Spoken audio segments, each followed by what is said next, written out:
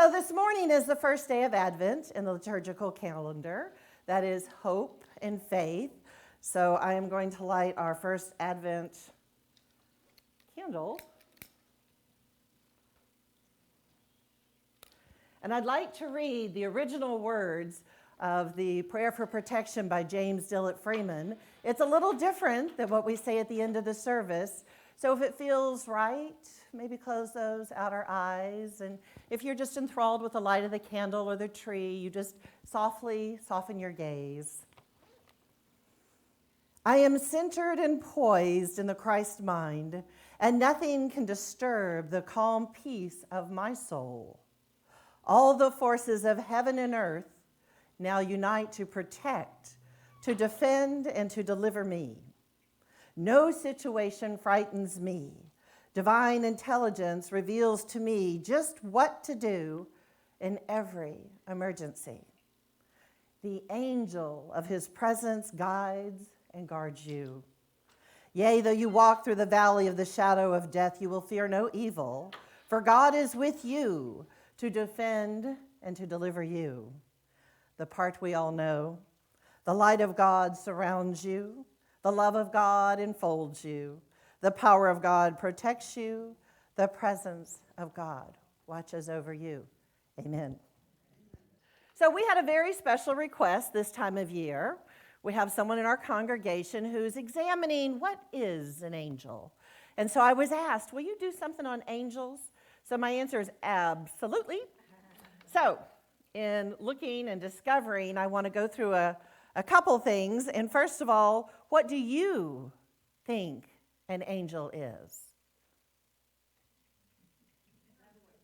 Louder? Inner voice. Messenger. Grace. Ooh, good one.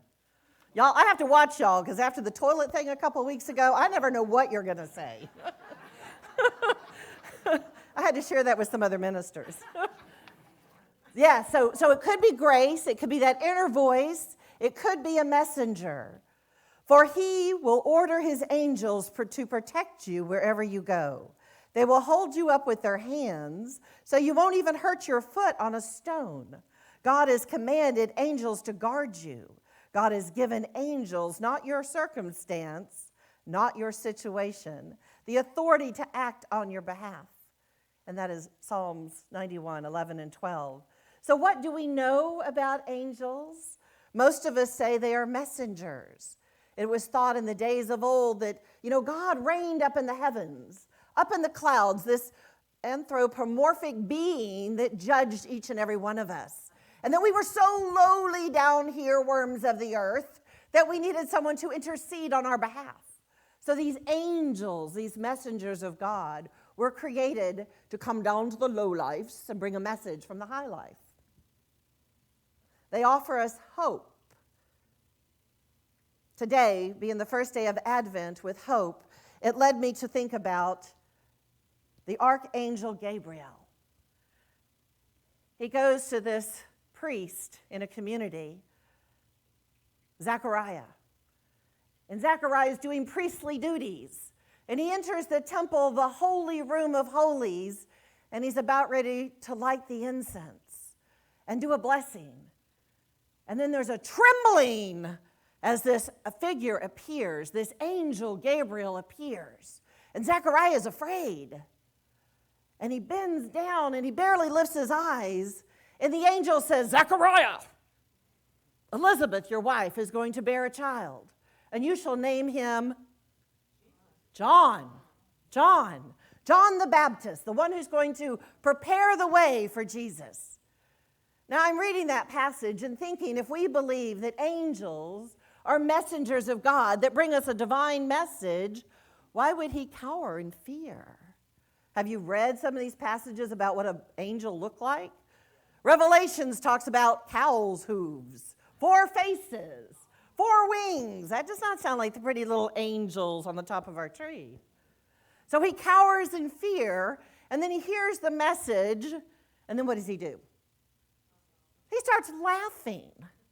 Ha! Elizabeth is so far beyond the years of having a child, surely you jest, sort of thing. Well, the angel didn't think that was funny. The angel, the divine messenger of God, has a real message, one of hope, gladness, faith, peace, joy. So what does he do to Zechariah the priest? He strikes him mute, cannot say a word. Now remember, the townspeople are looking up to this priest who's gone into the Holy of Holies to light this incense, to say a blessing so that their community might thrive. And it's been a long time since he's come back out.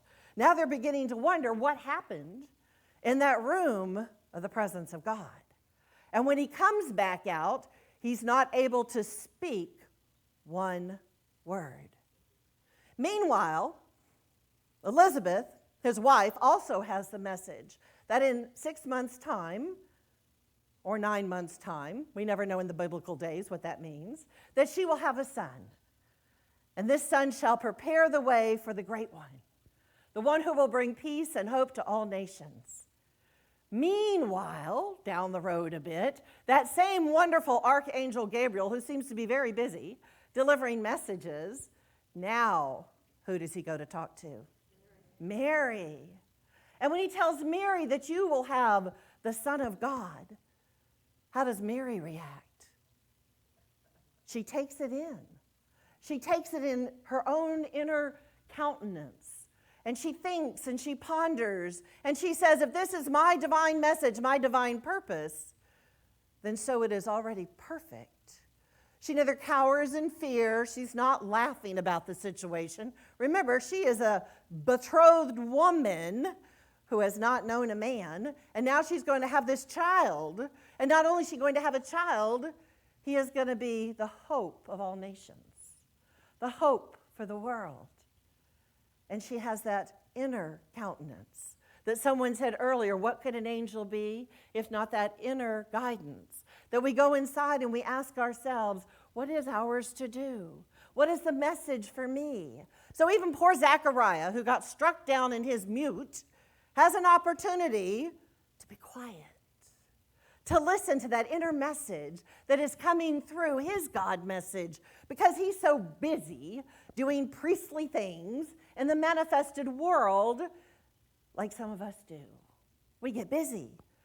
We might be making lists today for shopping for Christmas. We might be gathering what foods we're going to do because we're having people over.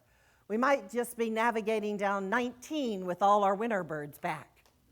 So we are looking at all these different things in the world, and sometimes we're forgetting just to be silent in this beautiful time of year when we talk about the lights in so many different traditions, the lights of Hanukkah, the lights of Diwali, the lights of Christianity. And that light is our light, our inner guiding light.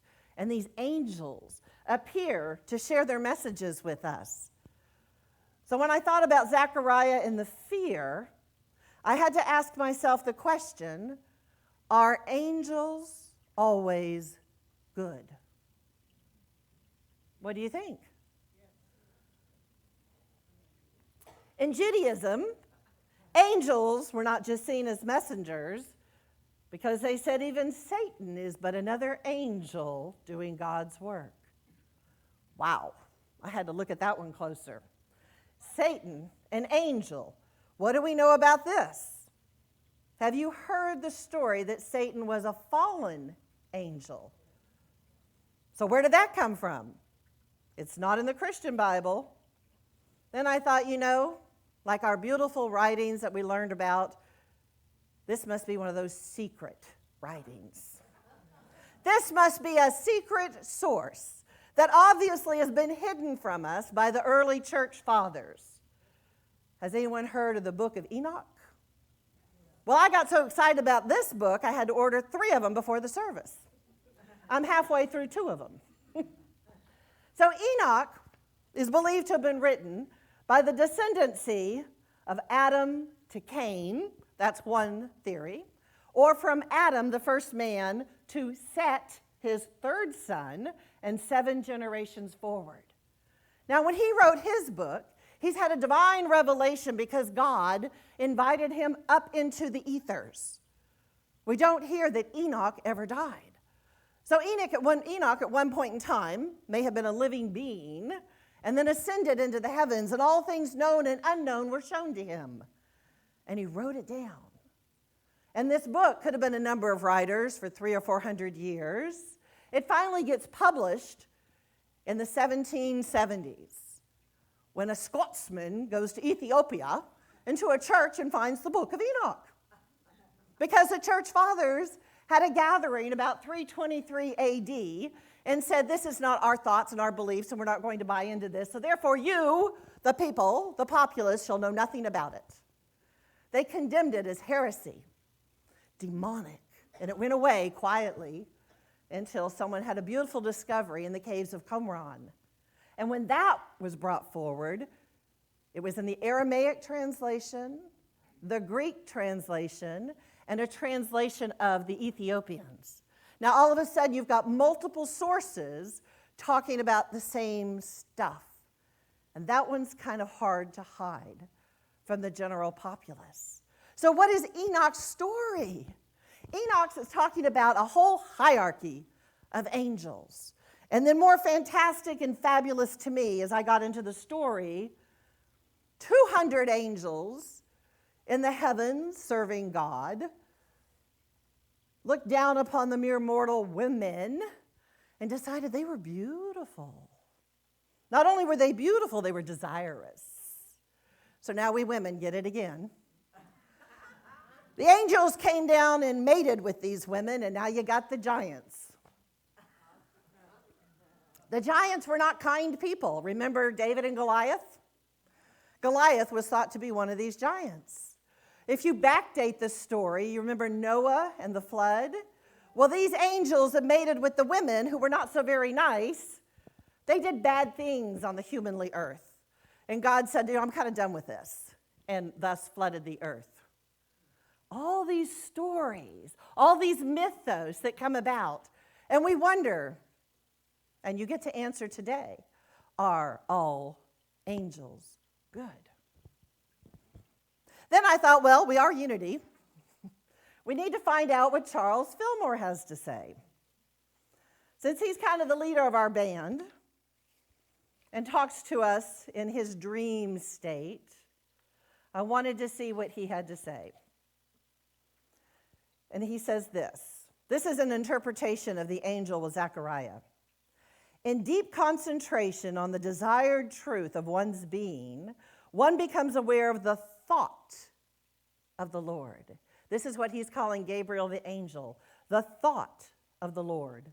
The thought that we as spiritual beings can control our destinies, and that we are even now making our lives what they are, sometimes instills fear. So remember when Zechariah cowered?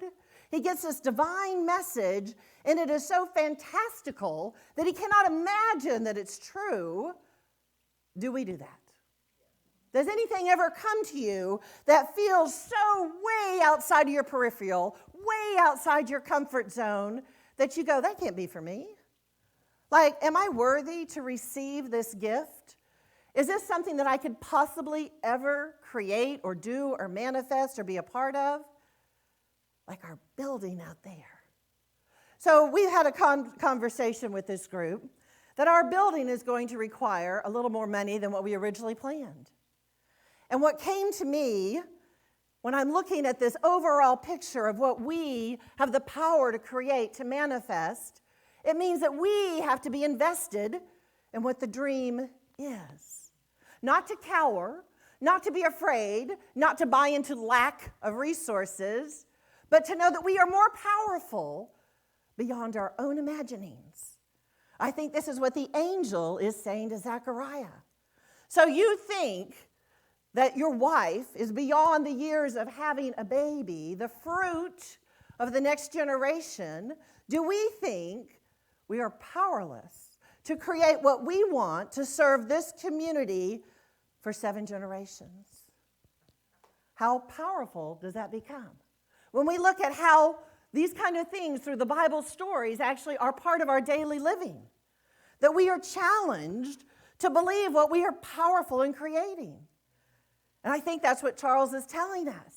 when you go into that silence, when you go into your dream state, your God state, when you get that message, do you turn away and go, it's not for me? Or do you get quiet and say, could it be for me? And not only could it be for me, you begin to believe in it. And as you believe in that message, like attracts like, the law of attraction, and in comes that new building. And everybody gets to be a piece of it. And that's just one of our dreams that we are so capable of creating.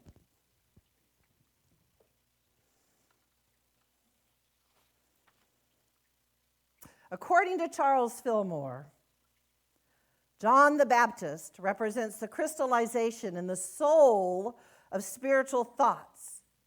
This union brings forth an ego. Now, when he says ego, it's not edging God out, but rather bringing in the highest expression of the divine mind. What was the role of John the Baptist? What did he do?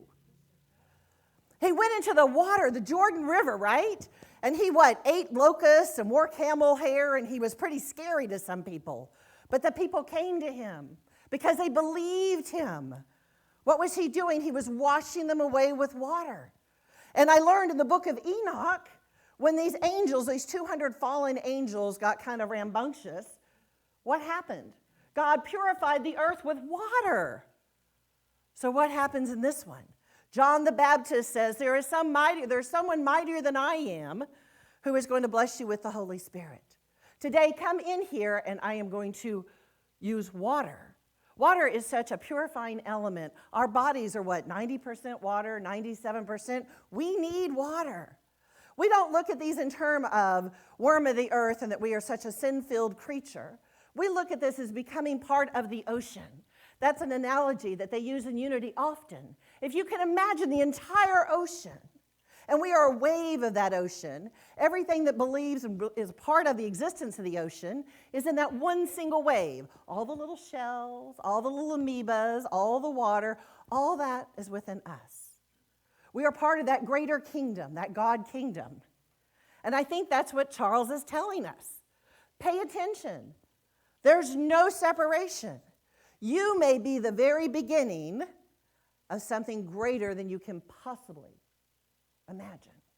But you have to be open to that idea.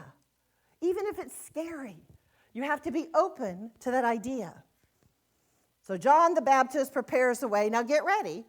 Our Christmas Eve, John the Baptist might come visit us.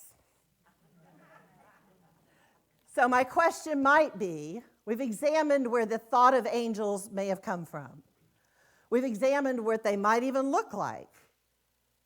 So my question to you is, who are your angels without wings? I've shared several times that when I got my call to ministry, I was at Unity Village. And I was sitting in the 12-power prayer garden. And after I had this download that I had no idea what it meant, I had lunch with Reverend Linda Martella Whitsitt. Now, she had just come on campus 2 weeks earlier to run Silent Unity. And she sat at the table, and we were eating, and we were chatting, and she told me about this new ministerial program. After we talked for a few minutes, she looked at me and just stopped. She said, I have no idea why I am telling you this, because I don't know anything about it. All I know about is Silent Unity. And I thought, well, isn't that interesting? And as I look back, who was my angel without wings? Who was my angel without wings? So you don't have to know everything at the very moment that you get a download. There is something called divine timing. You don't have to rush. You don't have to push. It will come when you are ready. The idea of Elizabeth having a son is a divine idea that was planted, one to prepare the way for us knowing the Christ, knowing our relationship with God. In Exodus it says, behold, I send an angel before you to guard you on the way to and bring you to the place I have prepared. These divine ideas that we get, these dreams that we have, these goals that come rushing in, I say they are divinely inspired for us. Matthew says, "And behold, there was a great earthquake, for an angel of the Lord descended from heaven and came and rolled back the stone and sat on it. His appearance was like lightning, and his clothing white as snow." That might be an inkling of where we've got an idea of what an angel looks like. Revelation 10:1 says, "Then I saw a mighty angel coming down from heaven, wrapped in a cloud with a rainbow over his head.